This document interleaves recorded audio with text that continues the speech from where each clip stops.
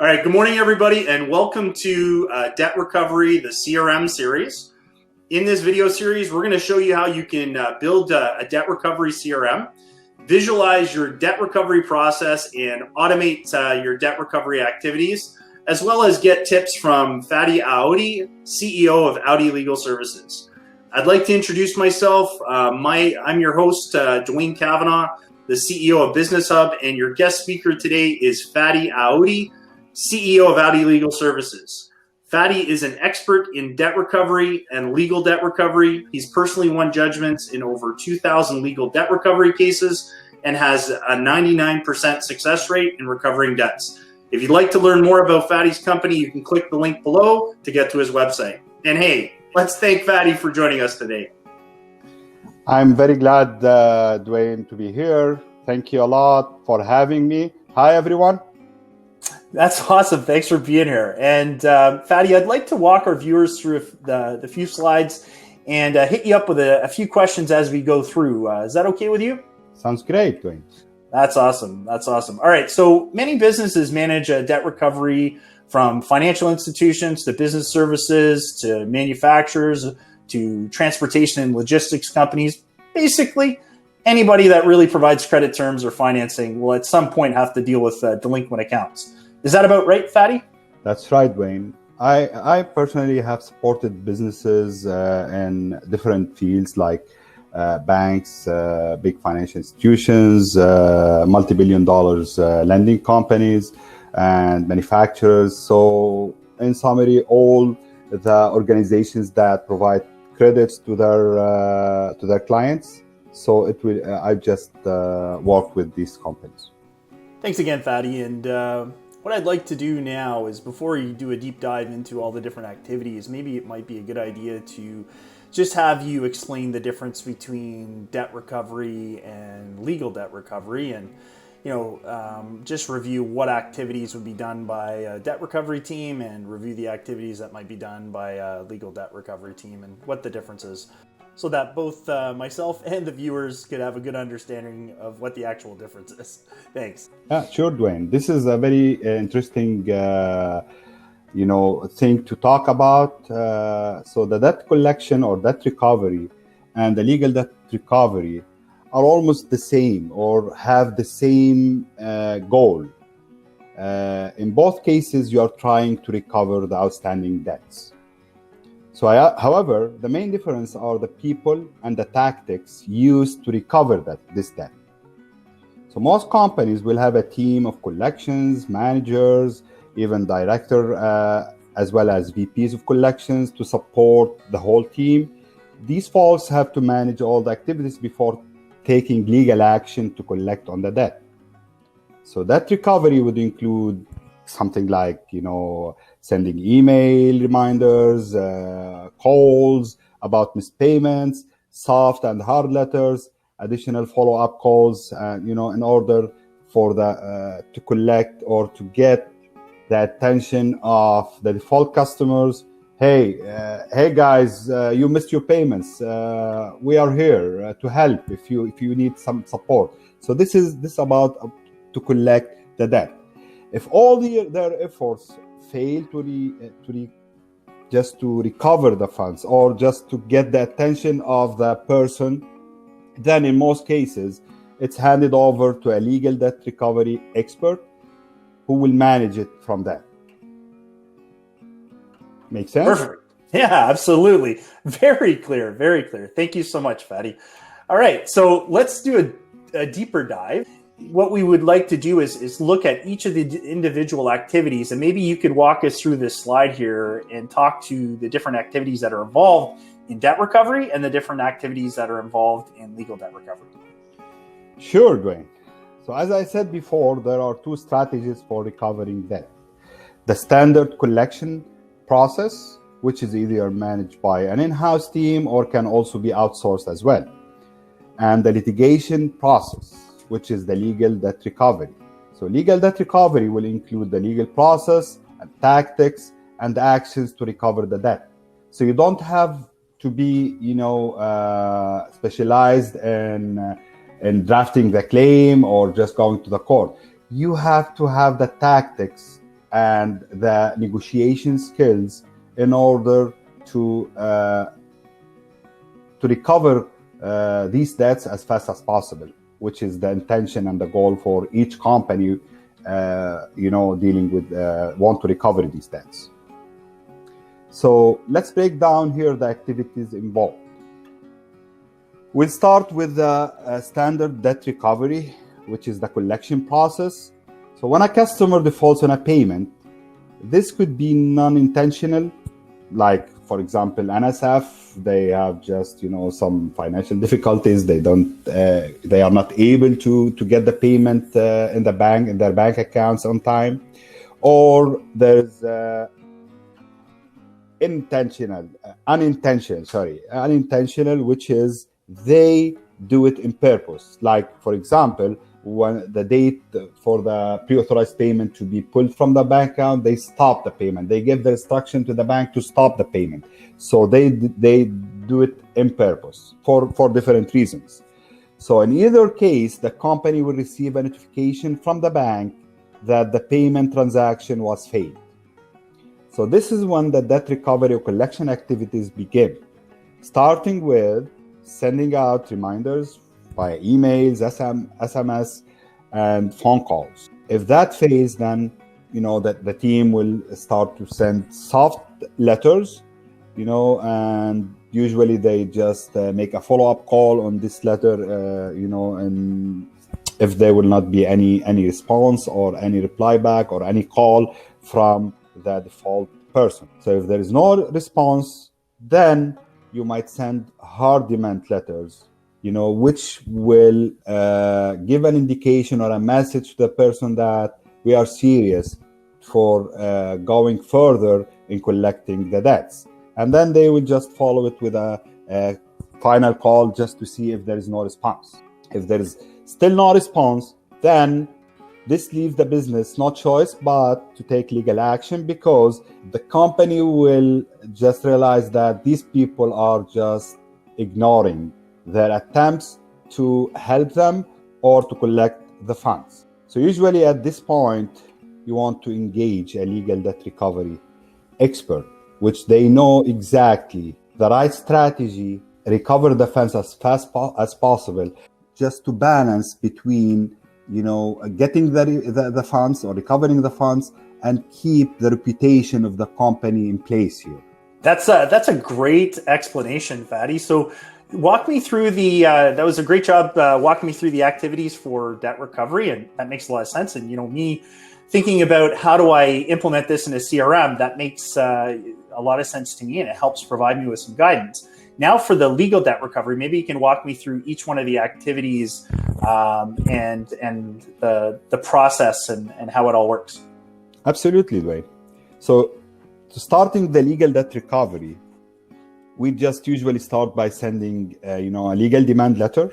The case now is with a legal expert that they are just trying to communicate with you in order to resolve this matter. So we will be friendly, but at the same time, a firm message that you have this time or this period of time to communicate with us if you want or if you have the intention to resolve the matter. Otherwise, we will proceed with further legal action. So this will start with the demand letter.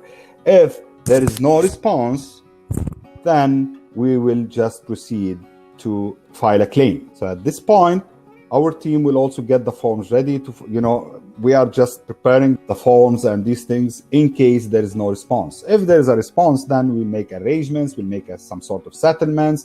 That's the first step of the legal debt recovery. So if we still get no response, then we'll proceed with filing this claim with the court and then serving the legal documents or the legal claim, on the customer. So at this stage, there will be a waiting period that required by the regulations, the court regulations, which we have to wait between 26 to 30 days, depends on the way that we are serving the defendant with the claim. So during this time, we still insist of resolving this matter and being supportive to these people. Just try to contact them to see if there will be a way to resolve this matter apart from the legal or the litigation process. If they don't want pay, or we just they don't respond, or they're just ignoring, then this is the time that we are moving to get a judgment, as well as enforcing this judgment to collect and recover the funds. Perfect. Thanks, Fadi. And as we can see here, there's a lot of activities. You got activities for the in-house team. You got activities for the legal services team, and there's a lot that could fall through the cracks. So having a good visual process and having that in a pipeline would definitely help. And the benefits of this CRM is that you can customize the naming conventions of each one of the stages in that process, just like Fadi just discussed there. And thank you so much, Fadi, for explaining how to do that, because it really helped to build that when you and I developed each one of these custom stages in Pipedrive. Mm-hmm. So what we use to do this is we do use Pipedrive CRM, but everything is activity based. And as Fadi just thoroughly reviewed with us the debt recovery and legal debt recovery process and his expertise on that, what we've done and what you could do is you can customize your pipeline based on those stages, the core stages, but you can also implement workflows that can automate a lot of the tasks that you may forget about, because as an in-house organization that's managing collections, you have a lot of accounts that you have to work with, whereas a legal service company like Aoudi Legal Services, that's all they do. They are experts in it, and they're very efficient at it. So they've got a very good process. So it was actually quite easy for Fadi and I to put this together because of his expertise. Okay, so thanks, Fadi. I've been working on automating these tasks for years now with sales teams, but it wasn't until after working with you over the past 6 months that I realized I could customize a CRM solution for teams managing debt recovery. As I said, we use Pipedrive as a CRM because it's really easy to customize all of these activities that Fadi spoke to today. And we'll show you that in a later video. So it's pretty clear here. We can see kind of who's who in the zoo here. We've got, the director of collections that supports the AR or collections team. And then we have the legal agent or paralegal that's helps support them. And, there's always a time and a place when you get to a certain stage within each one of the pipelines where the right person has the right job, and you want to have a good relationship there. And I guess that's why the director of collections a lot of the times will reach out and try to find vendors like yourself, Fadi, that can provide legal services and help be an additional resource to their team, not replace their team. And in most cases, you're providing additional strategies that they may not have thought of, because this is what you do every day. So it's pretty clear here. You have a good look of who's who in the debt collection process, and let's move on to the next point. Okay, so Fadi, this is a very busy slide, and we use this slide as to show kind of the assembly line of all the different activities that are involved. And working with you over the last 6 to 8 months, I've seen how complicated it can be. And in my previous jobs working with Toshiba and LG and other companies, we always had our AR department where they're constantly chasing payments for outstanding invoices and that sort of thing. So I can see how much action is involved. But it seems like a lot to look after. Yes, I agree. It's a lot, especially when you have a big delinquency portfolio. That means in a big companies, or even in any companies that they have their delinquency portfolio is just growing and growing. At that time, if it's not organized, if it's not automated, and this is I'm talking from experience because I just work with big companies. If it's not automated, then you will lose track of each stage of the files. For example, let's say if you have in-house collection team, also you have in-house legal team.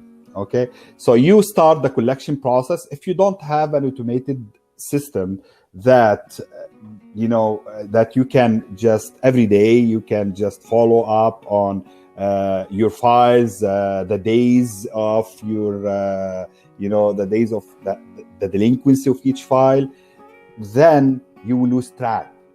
Especially also when you have the file in legal, in the legal stage on the litigation process, and you have a lot of files to manage, then you will just, and it happened a lot, that you will have some files, in the serving stage, or even maybe in the judgment stage, waiting to move to the other stage while they are sitting, because you are losing track of these files. So automation is very important for such processes in order to be on top of your files and to get to recover your funds as soon as possible, as fast as possible, and don't lose track.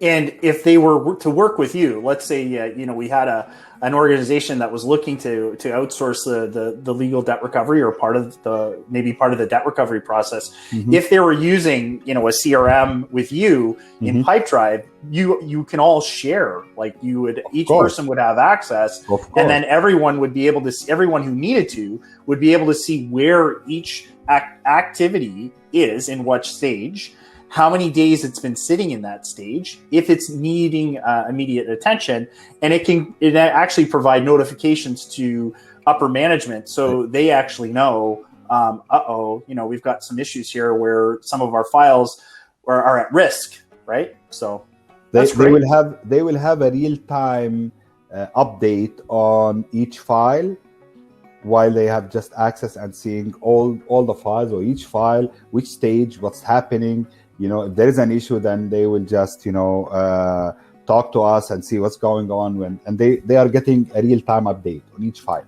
And that's something you provide for your clients, right? Yes. So you provide them a dashboard so they have full visibility. That's fantastic. Yes. Okay, so let's quickly just move on to the next slide. Here are the different activities that we have and who's responsible for what. We've got the activities for the legal agents. We got the activities for the AR and collections teams. And what I'd like to do now is just clearly point out the time frame where each activity sits. So, for example, as you had said before, that the AR team or the collections teams will get a notification from the bank on whether it's an NSF or whether it's a stop payment. How long before they actually send out that email reminder? Is that like the same day or 2 days, or how long does that take? Normally, it will be the same day. Same day. And they could send it out. That could be an email reminder, or that could be an SMS reminder. But normally it's like an email. And then they're going to follow up with maybe a call after they send out that text message and that email. How long normally before you would wait, or the team would wait before they would call somebody? 1 or 2 days. 1 or 2 days. Yeah. So now we're at about what, day 3, day 4 of the debt being outstanding. Mm-hmm. And if you get no response, which obviously it happens, and that's why you're hired quite a bit because that does happen. But you want to send, as you said, a nice soft letter. How long before you've made that call before you'll send out that soft demand letter, Fadi? Let's say around 5 days. In day 5, from the email reminder, so we send that letter. Okay, perfect. And then how many days before you'll follow up on that letter? 5 days. Another 5 days. Yeah. So all in all, now we're about day 15, basically, right about now, and now it's getting to the point where you've sent the email reminder, sent an SMS reminder, you've called, you're trying to be really nice, you're trying to collect on the debt friendly and keep the relationships. You followed up with the follow-up letter, but now the person's not getting back to you, and you can tell they're just avoiding. And at this stage, you're going to send, as you said, that hard demand letter where you've got a little bit more of an aggressive language to let them know that, hey, they need to get in contact with you. How many days before that soft letter follow-up before you would send a hard demand letter? Yeah, let's say next day. Be the next day? Yeah, day 16, let's say. So day 16. After the follow-up call, if there is no reply, if there is no answer, then we just proceed with a hard demand letter. But if we call, and we leave a message, if they will not reply back with the same day, that means, it's the same. They are just ignoring our attempts. So next day, we'll just send a demand letter. So we're here at day 16, Fadi, and how long before you'll make that final call after sending that hard demand letter? And after, we'll just wait around 5 days, 4 to 5 days. If there is no reply, then we'll make a final call. And if there is still no reply, no response, then next day we'll just need to take a decision to just proceed with the litigation process on this file. Yeah, so you're basically at day 21, enough's enough, you make the final call. And you had mentioned something to me about historically, if a payment goes beyond a certain point, I forget what the days were, but if it goes beyond a certain point, then there's a very high risk that you may not be able to collect on that. What was that number again, Fadi? Yeah, it's 30 days. After 30 days, it's getting more and more complicated and hard to collect on these funds. Okay, Dwayne, I just want to mention one thing. In general, most companies, they are just keeping their attempts of the standard collection process until 30 days. And after the 30 days, they decided to either just, to give it more time for collection, or just that's the time we have to forward or transfer to the litigation process. But for me, as I have more than 25 years experience in this, okay, I see it that as early as possible to go through these people, the more chances to recover the funds as fast as possible. Well, and you're the expert, right? So, okay, so now if we could just go through the stages right now. So you made the decision, the company's made the decision, they've hired you. We're going to take legal action to try to recover the debt, and that's now legal debt recovery. We're now in that stage. You're going to send the legal letter, and that's going to be on the day one. So let's call that day one, right? That's when you're sending that. Yes. How long before you start preparing court documents and getting ready to file claims before you do that? How many days? In general, we are giving 10 days for the default customer just to reply and showing intention to resolve this matter. If there is no reply, then we are just moving with a small claim, with filing a claim. And then when would someone be served the claim? Is that same day, a day later? How does that work? Normally, on issuing the claim, when we issue the claim, normally we start the serving process in the same day or next day. Okay, so it's 1 to 2 days max, right? Yes. Okay, and then so you've served them the claim. You've got you have proof that it's been served, whether that's through registered mail or whether you physically serve somebody in person. You've mentioned about the waiting period. How many days is that now for the waiting period? 26 to 30 days. And in that time, are you still talking with the person at this time? There are attempts to communicate with these people to see if they are willing, after they just receive the claim, they are willing to resolve this matter apart from the legal action. Yes. Yeah, so those are additional activities that you would need to have automated, at least assigned to certain people to follow up with on your team during that waiting period. Why we are normally the legal firms, they are not bothered to do these calls, but we at Aoudi Legal Services, we are really concerned more about the benefit of our clients. We want to resolve this because, proceeding with the claim, this is benefit us, financially this benefit us. But normally, we are putting the benefit of our clients more than ours. That means we want to recover the funds as fast as possible. We don't care if it will be through the litigation process or outside apart from the litigation process. The only goal and intention is to recover these funds as fast as possible.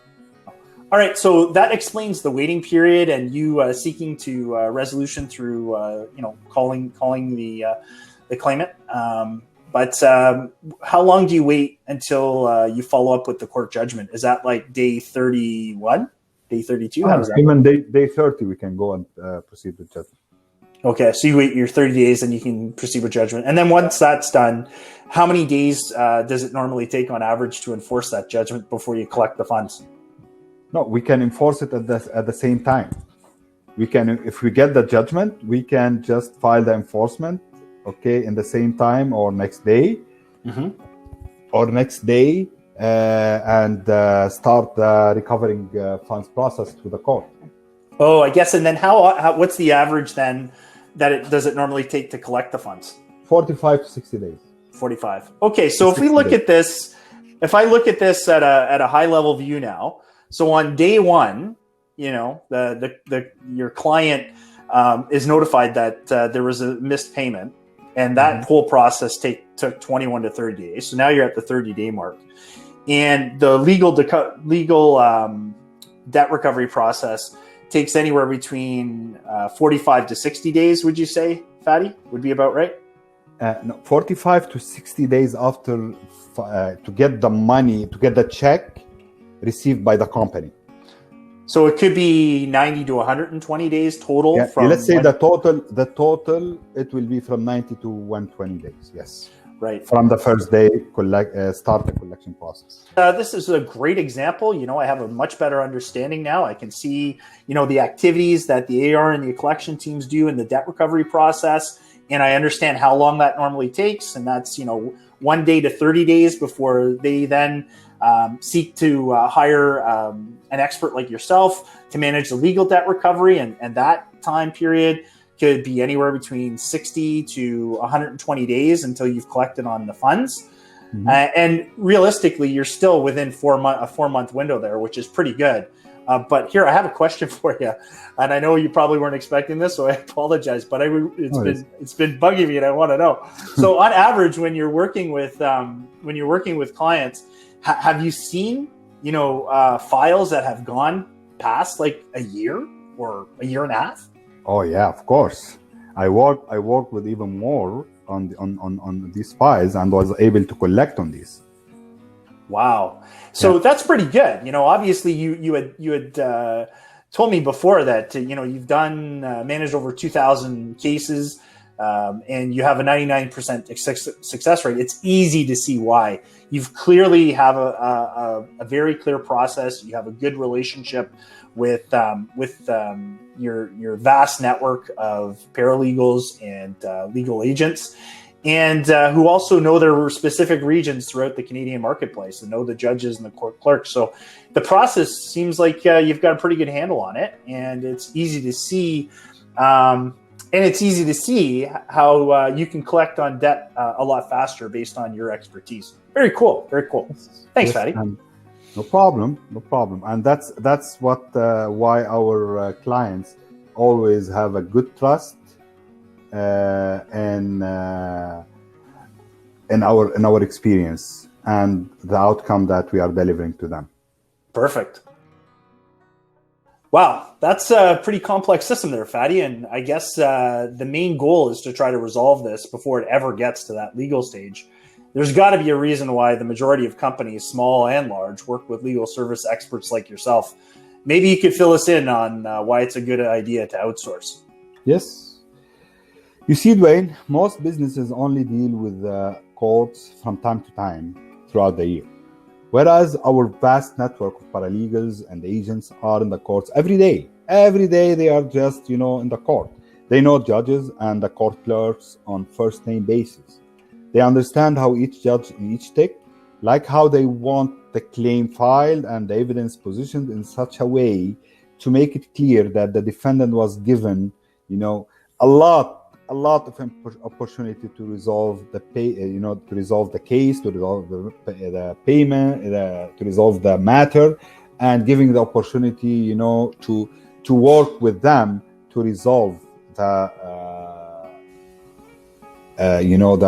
matter apart from the litigation process, but they keep ignoring. So, in summary, we know what's the best strategies and tactics to use in order to recover the funds as fast as possible, in which each company is aiming for. And because you've got national exposure, you're not just based in Ontario. You have a vast network of agents and paralegals all the way from Newfoundland to British Columbia, and you also work with U.S.-based companies that have interests here within Canada and help support some of those companies. You know exactly, you're in the courts every day, as you said, right? So you have the relationship with the court clerks and the judges and that sort of thing. So that's got to, weigh in your favor sometimes, no? That's correct. And being based in Ontario, as you said, and we are just, representing our clients over Canada. So our network of paralegals and agents, we know exactly each province, the court system and what's required to collect the funds as fast as possible. And this is where our expertise, fall in. Okay, thanks, Fadi. As we said before, I've been working on automating tasks for years for sales teams, and it really wasn't until you and I started working together 6 months ago that I realized that we should be customizing a CRM solution for teams that manage debt recovery. And choosing Pipedrive, because it's really easy to use to automate and customize all of those activities you spoke to today, would be a pretty good decision. We can easily visualize the core stages of both the debt recovery and legal debt recovery. And as you said, you got the director of collections, the AR collection teams, and the outsourced vendor like yourself can all be under the same software platform, all see the same type of activities, be able to get visibility on where each file sits in each stage. And everyone who needs to see that can. Everyone right down from, chief operating officer or director of collections over to your team and the different agents and paralegals that would be managing the files for your clients. Okay, so like I said, you can easily assign those tasks right to the right person. Make sure that you track them. And, if you don't have the internal resources, you could always outsource all of this to a company like Fadi's. And he can manage that for you very efficiently and get your debt recovered faster.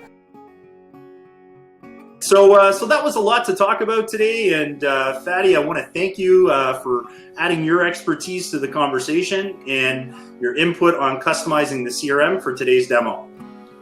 Thank you, Dwayne, for having me and including me in this video series. I'm more than happy to add my expertise, and I'm looking for helping you with more videos. Thanks a lot. Thank you, Fadi.